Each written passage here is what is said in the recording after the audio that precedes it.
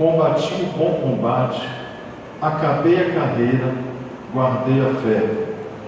Desde agora a coroa da justiça me está guardada, a qual o Senhor, justo juiz, me dará naquele dia, e não somente a mim, mas também a todos os que amarem a sua vinda. Se você tem a mesma versão que eu, vamos ler comigo. Vou repetir para você, segunda carta de Paulo a Timóteo, capítulo 4, versos 7 e 8. Vamos lá? Combati o bom combate, acabei a carreira, guardei a fé. Desde agora, a coroa da justiça me está guardada, a qual o Senhor, justo juiz, me dará naquele dia, e não somente a mim, mas também a todos os que amarem a sua vinda. Semana passada nós falamos aqui sobre o que devemos fazer para alcançar a vitória nas nossas áreas de dificuldade. Então falamos sobre um aspecto da fé. Hoje eu quero falar sobre algumas dimensões da fé. Porque quando falamos de fé, a própria palavra fé nos faz logo ligar a pessoa de Deus. Falamos na semana passada que, independente de você exercer uma fé religiosa ou não, todo ser humano ele é provido de fé. Falamos sobre fé natural, que é a fé que te faz acreditar que um compromisso agendado com alguém vai acontecer, porque naquela hora a pessoa vai fazer a parte dela e você vai cumprir a sua. Até usei o exemplo de que, através da fé, você que é um convidado, se soube que o culto era às 20 horas, você veio acreditando, e você está hoje participando do culto. Então você não precisou de uma fé sobrenatural, você precisou apenas de uma fé, que nós chamamos de fé natural. Nós usamos a fé natural para conquistar as coisas da vida, para agendar coisas na nossa vida, para orientar a nossa vida. Você estabelece no seu coração simplesmente crer e cumprir aquilo que você objetivou. Nós falamos também sobre a questão da fé sobrenatural. Aprendemos que o Senhor Deus, ele se agrada com o ser humano quando o ser humano deposita a sua fé nele. Depositar a nossa fé em Deus é a melhor coisa que nós podemos fazer como indivíduos. Só para acender a memória dos irmãos, o texto que nós usamos na semana passada é o texto que dizia que Jesus estava a caminho, desejou comer um fruto, tinha uma figueira no seu caminho, e ele procurou fruto na figueira e não achou fruto na figueira. Ele simplesmente amaldiçoou a figueira. E no texto que nós lemos, há uma particularidade, porque dizia que aquele tempo não era tempo de produzir frutos na figueira. E parece ser até um absurdo Jesus procurar frutos em uma figueira em um tempo em que se sabe que não se dá figo. Mas há um costume em Israel. Sabe-se que para haver figo precisa ter folhas. E aquela figueira estava bem esverdeada, estava cheia de folhas, mas ela estava passando uma mensagem errada. Ela só tinha folhagem, ela só tinha vida superficial, como muitos têm tido uma vida superficial na sua caminhada em fé. Pessoas que têm o aspecto exterior, apenas folhagem, mas na sua vida não tem frutos. E foi por isso que o Senhor Jesus disse: nunca mais nasce fruto de ti. E ela simplesmente, de um dia para o outro, ela secou e morreu. E a palavra de Deus então disse: o que nós devemos fazer para que alcancemos as coisas que nós buscamos em oração? E Jesus disse que a primeira coisa que nós precisamos fazer é ter fé em Deus. Uma vez que eu deposito a fé em Deus, eu devo ter uma grande expectativa de que algo poderoso e grandioso vai acontecer. Essa caixa de oração está aqui. A pastora retornou agora há pouco pelos pedidos que estão ali. sonhos que ainda não se realizaram, pesos que as pessoas estão carregando na sua vida pessoal, conjugal, profissional. Oramos aqui por um monte de pedidos relacionados à vida da igreja, relacionados ao nosso país, e oramos por coisas que nós ainda não sabemos que há de acontecer, nos colocando na presença de Deus e dizendo: Senhor, eu quero fazer a tua vontade, eu quero ser útil ao teu reino. Tem pedido aqui assim, dentro da caixa. E quando nós saímos de casa e viemos aqui orar, nós viemos não com uma mente passível, como nós temos ensinado, mas nós viemos em grande expectativa de que algo poderoso e sobrenatural vai acontecer.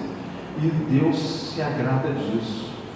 A nossa fé é um terreno fértil para milagres. Sem fé é impossível agradar a Deus. E agora o apóstolo Paulo, cuja biografia nós estamos estudando aos domingos, pela manhã, às 9 horas, ele declara que depois de combater o bom combate, depois de acabar a sua carreira, ele tinha algo que ninguém poderia tomar mais dele, que era a sua fé. Ele diz que quanto à fé, ele guardou a sua fé. Temos que, à semelhança de Paulo, no exercício da nossa fé, guardar a fé. Quem não guarda a fé se perde no caminho. Quem não guarda a fé perde o rumo da vida. As pessoas que não guardam a fé desviam facilmente do Evangelho. Então, o convite, a orientação do Senhor é que, a semelhança de Paulo, que foi um homem vitorioso, bem sucedido na empreitada que Deus confiou a ele, no final da sua vida, ele disse: graças a Deus, eu combati o bom combate, graças a Deus eu acabei a minha carreira e graças a Deus eu guardei a fé. Será que nós podemos, à semelhança de Paulo, falar essas mesmas coisas? Ou será que existem coisas ainda desse aspecto na vida do apóstolo Paulo a se cumprir em nossa vida? A Bíblia diz que a fé do apóstolo Paulo era uma fé otimista, ativa e empreendedora. A vida e as atitudes do próprio apóstolo demonstravam isso. Ele não foi um homem que ficou na retaguarda, mas partiu para cima. A caminhada da fé é um chamado à guerra. Eu recebi hoje, irmãos, 2 telefonemas de pessoas pedindo oração, membros da igreja, inclusive não puderam estar aqui porque estão envolvidos em batalha espiritual. E nos últimos dias a gente tem passado por batalha espiritual. Quando você fala assim, jornadas de oração, agradamos a Deus, mas desagradamos o diabo. E se tem algo que o diabo quer fazer, é entristecer o nosso coração. E ele consegue paralisar a nossa caminhada de fé quando nós deixamos de olhar para Jesus, o autor e consumador da nossa fé, para a gente ficar perdido no nosso caminho de decepção, de tristeza. Então hoje, consolei 2 pessoas dizendo: vamos mandar mais uma milha, levanta, sacode a poeira, dá a volta por cima, não pare aí. É isso mesmo que o diabo quer fazer. O diabo está trabalhando, e o diabo não está brincando de ser diabo. A Bíblia diz que ele veio para matar, roubar, destruir, e a missão dele ele cumpre com objetividade. Então, primeiro aspecto da dimensão da fé, que nós não podemos transferir a nossa responsabilidade, é quando Paulo diz assim: eu posso todas as coisas naquele que me... Então, primeira dimensão, eu posso, você pode, mas nós atribuímos essa responsabilidade para Deus, dizendo: Deus pode, eu não posso. Não, o apóstolo Paulo disse: posso. E isso não é uma expressão ligada à neurolinguística ou até alguém que trabalha com esses cursos motivacionais, não é nada disso. A palavra de Deus está recheada de base que nos levará a dizer: em Cristo eu posso. Eu não posso dizer que poderia fazer algo sem Jesus. Aí seria uma insanidade eu declarar isso. Mas uma vez que agora eu pertenço a Jesus, então não só posso, quanto devo declarar, eu posso. Efésios capítulo 4, verso 28, diz assim o apóstolo Paulo: que furtava, não furte mais. Antes trabalhe fazendo algo de útil com as mãos, para que tenha o que repartir com quem estiver em necessidade. Mas eu não posso. Pode. Mas eu não consigo viver sem furtar. Consegue? Se esforce. Faça a sua parte. Coloque energia naquilo que está fazendo. Se esforce. Caiu, levanta. Tropeçou, levanta. Ah, mas eu estou tão fraco. Se fortaleça. O Senhor é a nossa fonte de poder. É Ele que nos levará para sempre. É Ele que vai nos colocar no lugar do pódio, da vitória. Então, primeira dimensão da fé é nós declararmos: eu posso. Vamos falar junto? Eu posso. Isso, irmãos, é muito sério, porque denota responsabilidade pessoal. Tem coisa que nós ficamos transferindo para Deus, ou até mesmo dizendo: eu não sei se isso é da vontade de Deus.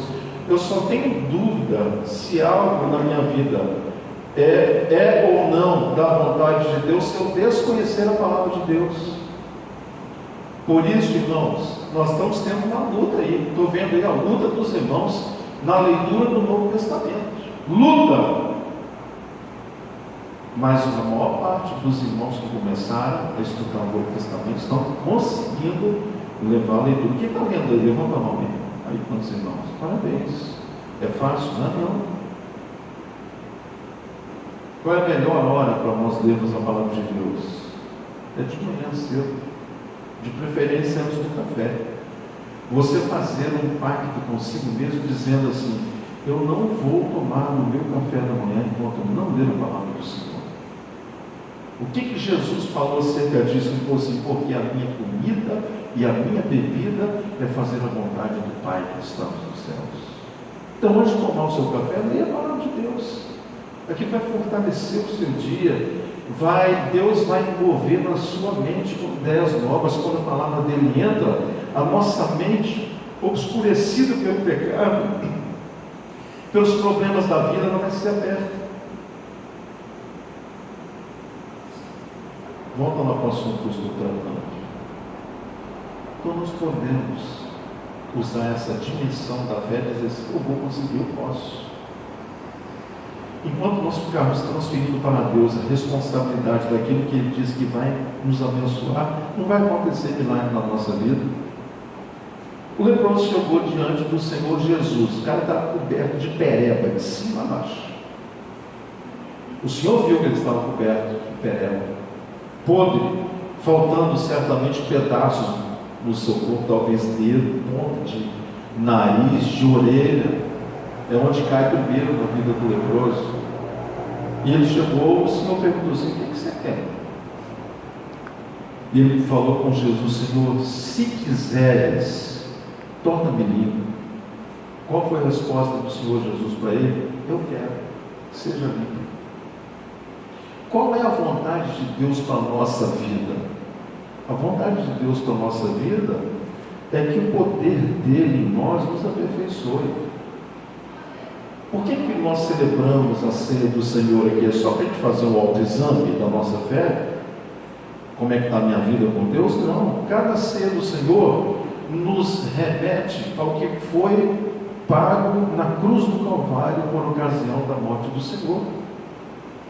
E Isaías diz acerca da morte de Jesus, que na morte de Jesus todo o preço foi pago.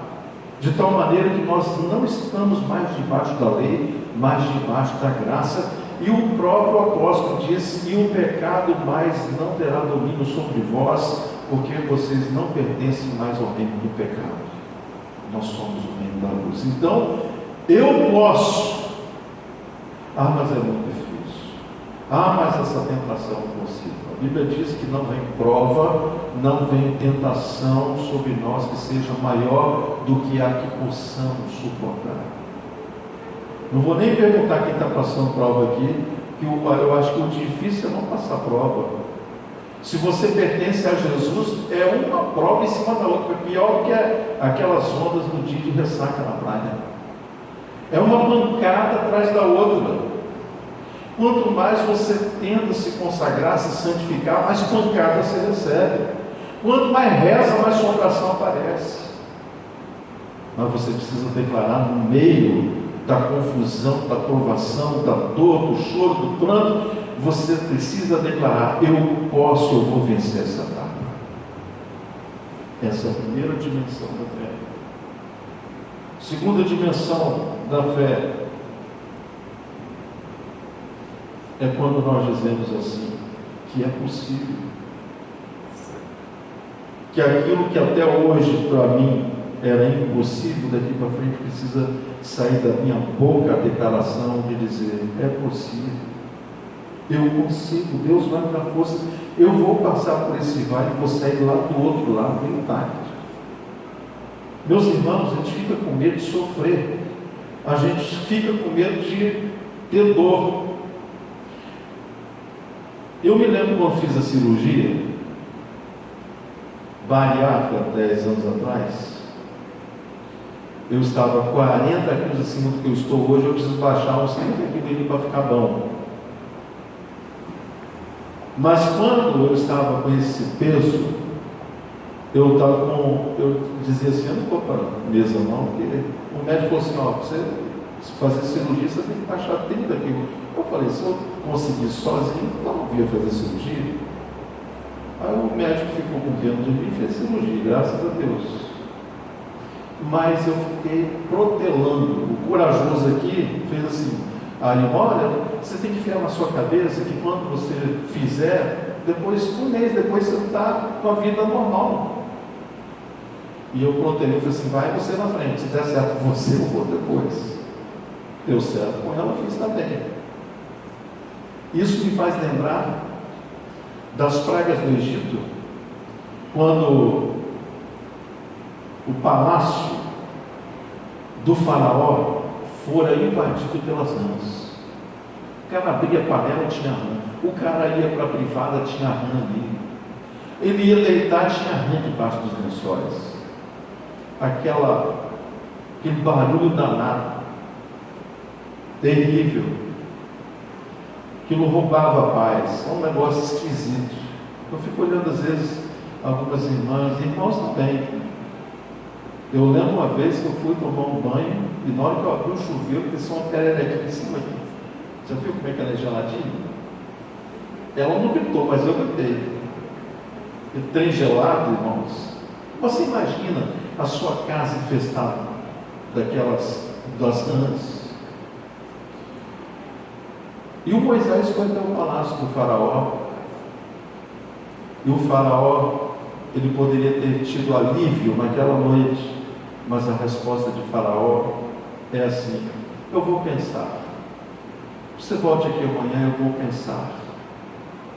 Tem coisa que a gente fica protelando para depois, por faltar fé, por deixarmos de acreditar que aquilo que Deus disse que vai fazer, Ele faz. O que a gente tem aprendido aqui diariamente, irmãos? Olha, o Senhor Deus, Ele opera quando o homem coopera. Se o homem não cooperar, não haverá milagre. Porque sempre vai para que haja milagres na vida do ser humano, ele vai ter que participar, fazendo alguma coisa. Qual foi o milagre na vida de Abraão?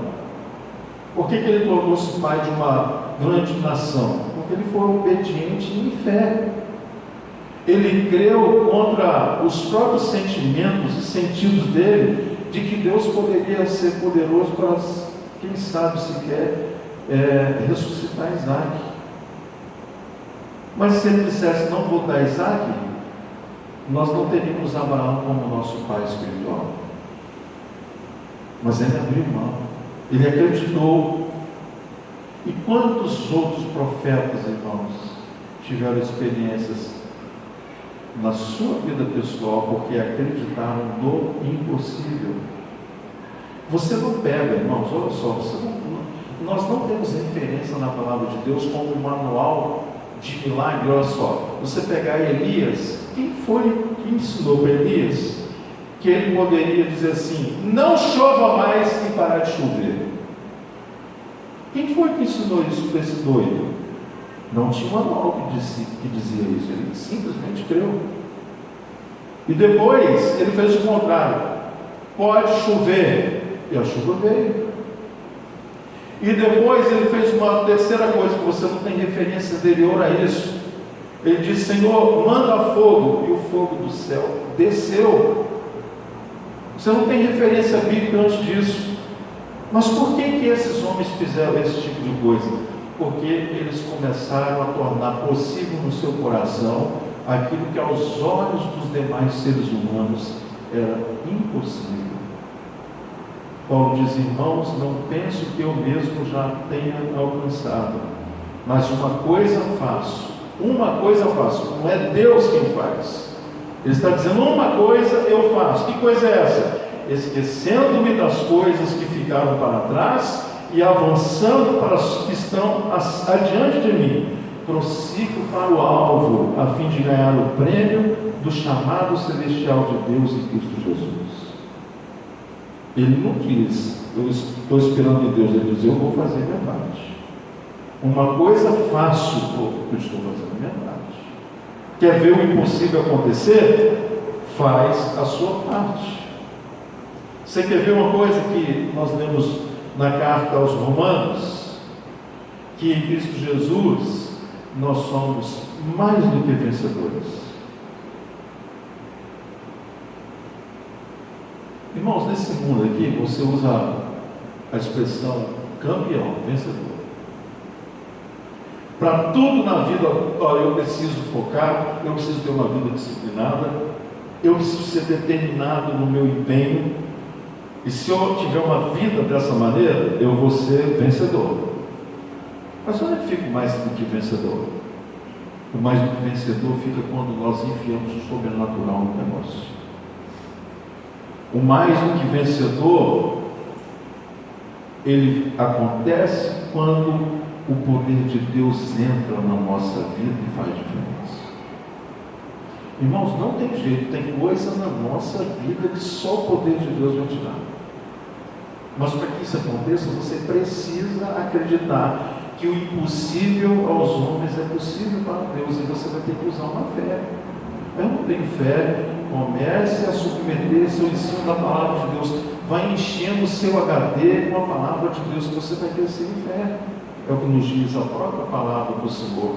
Mais do que vencedores, usam o sobrenatural, a fé. Vencedores só vencem quando ganham. Mais do que vencedores, até quando são derrotados, estão vencendo também. Meus irmãos, se você faz parte do grupo dos mais do que vencedores, até quando você perde, você está ganhando. Todas as coisas cooperam para o nosso bem. Então, se parece que está dando tudo errado, é para o nosso bem, não é para o nosso mal.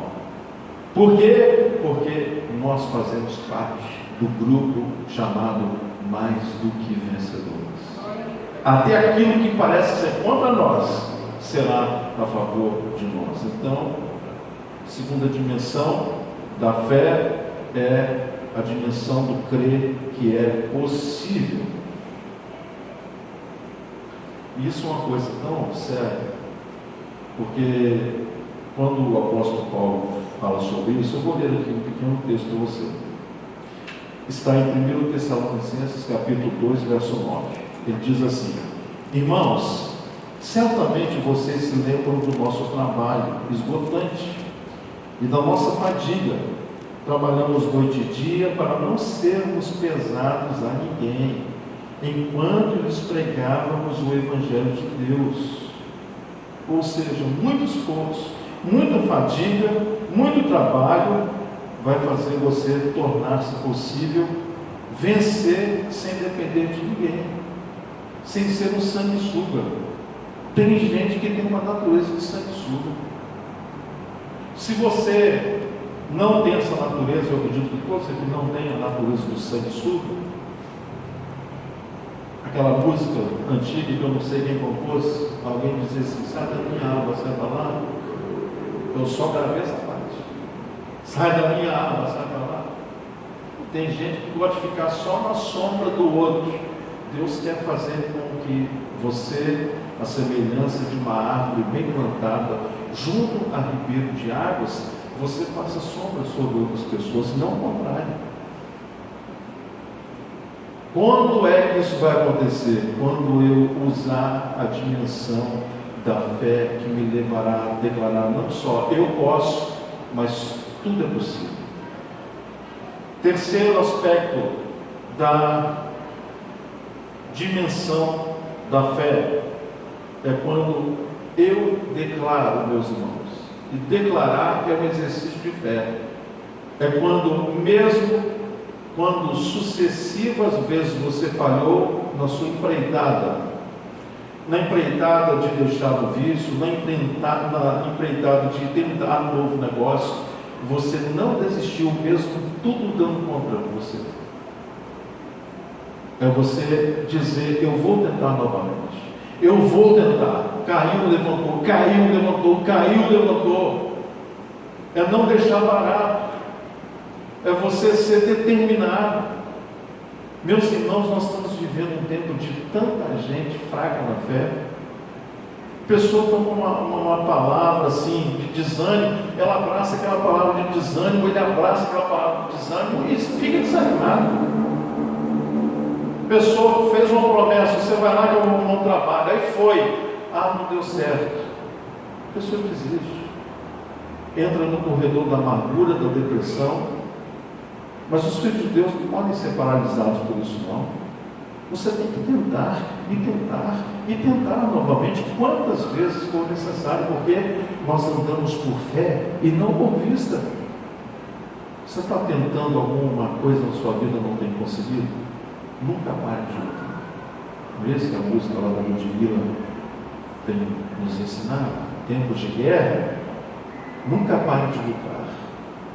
Você está sofrendo guerra em alguma área, é profissional, é conjugal, é um problema de droga na família, é guerra, não desista. Não pare de lutar. Clame ao Senhor, Ele virá ao seu encontro para fortalecer, mas quem vai fazer o milagre é Deus através da sua parte. Então não pare, continue tentando, lembrando-nos sempre daquilo que nós ouvimos essa semana aqui, repetidas vezes, por irmãos diferentes que trouxeram a meditação nos cultos aqui. Para Deus nada é impossível. Para o Senhor nosso Deus nada é impossível. Então Deus pode. E Deus pode é o quarto aspecto da dimensão da fé. Eu posso. Primeiro, Deus pode. Último, primeiro eu faço a minha parte, depois Deus faz a parte dele. Os irmãos estão vindo aqui esses dias em consagração de vida para buscar a bênção. Deus está nos olhando. Deus ele sonda o nosso coração. E aquilo que eu não tenho força para fazer, Ele vai dizer, através do poder dele: meu filho, eu vou te ajudar. E Ele vai te ajudar. Então eu declaro primeiro: eu posso, ou seja, eu vou assumir a minha responsabilidade. Não, depende de mim, então eu vou fazer a minha parte, porque tudo é possível. Você creu que a impossibilidade é possível, e você tentou a primeira vez, não deu certo, tentou a segunda vez, não deu certo, mas agora, terceira, quarta, às vezes até 20ª vez, às vezes até 50ª vez. Que perseverança para chegar a um número desse. Você, depois de se frustrar muitas vezes, você consegue ficar de pé e alcançar aquilo que você almejava. E agora você declara assim: Deus tudo pode. Deus tudo pode. Então, para que eu declare finalmente que Deus tudo pode, eu preciso declarar a minha parte. Eu posso. Eu vou fazer a minha parte. Eu quero encerrar essa breve meditação lembrando os irmãos. Se Deus é por nós, quem será contra nós? Se eu fizer a minha parte, o Senhor Deus vai cobrir-me com o seu manto. Um manto de vitória, um manto de esperança, seu manto de amor que nos envolve e que nos faz sentir-se por Ele acolhido, que nos faz sentir-se por Ele abraçados. Mas tudo a fé tem que estar em primeiro lugar. Eu sei que os irmãos estão buscando aqui em Deus algo para a sua vida que talvez você está até insistindo, já até tenha perdido a esperança. Mas alguém na sua casa disse assim: eu tento, vamos buscar, eu vou te ajudar. Aí você está perseverando, você vai alcançar. Você vai alcançar. Meus irmãos, eu tenho vivido experiências nessa área, dentro de casa, com a família, com os filhos, no meio da parentela, no meio dos amigos. Nós somos um povo chamados a motivar os desmotivados. Você precisa ter uma palavra sempre de fé e esperança para alguém, dizendo à pessoa: não pare, vamos continuar, estou com você. Uma expressão muito popular nos últimos anos é a expressão estamos juntos. Nós estamos juntos funciona quando de fato estamos juntos, do irmão, do amigo, na hora em que ninguém quer andar com ele. Você descobre de fato quem é amigo quando todos viram a face para você, as costas para você, e você diz assim: eu encontrei quem é meu amigo de verdade, quem é minha amiga de verdade. O Senhor Deus nunca vai deixar você. E eu encerro esta palavra dizendo: coloque a fé na sua vida, fé em Deus na sua vida, busca a fé em Deus na sua vida, cresça em fé com Deus na sua vida, e o Senhor Deus vai te honrar.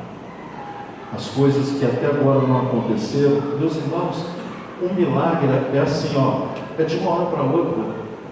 Milagres são coisas que acontecem na nossa vida sem a gente estar esperando.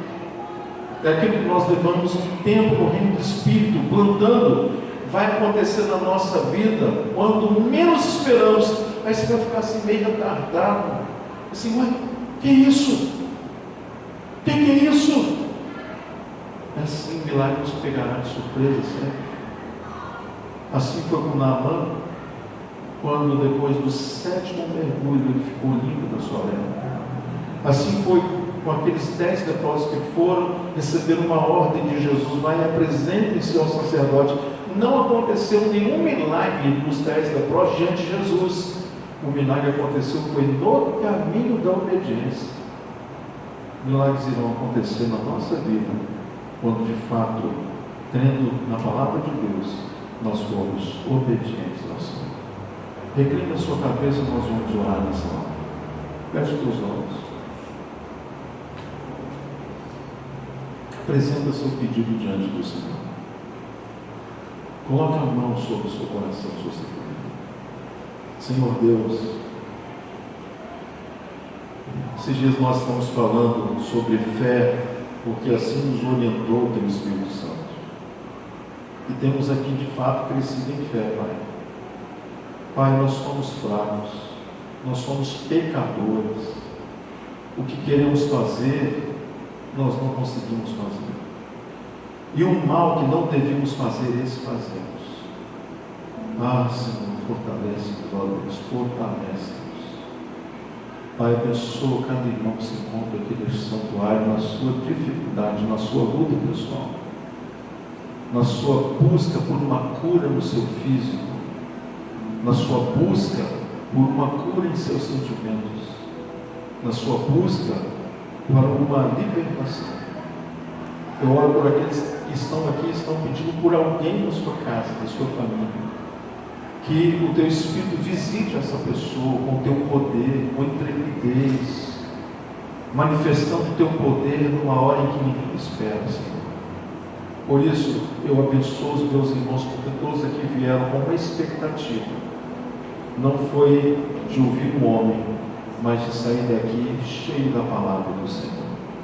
Agora, Pai, quando vamos consagrar ao Senhor nosso dízimo e nossa oferta, nós pedimos ao Senhor que o Senhor esteja com as tuas mãos estendidas sobre cada pessoa que tem consagrado ao Senhor os seus bens, a sua vida.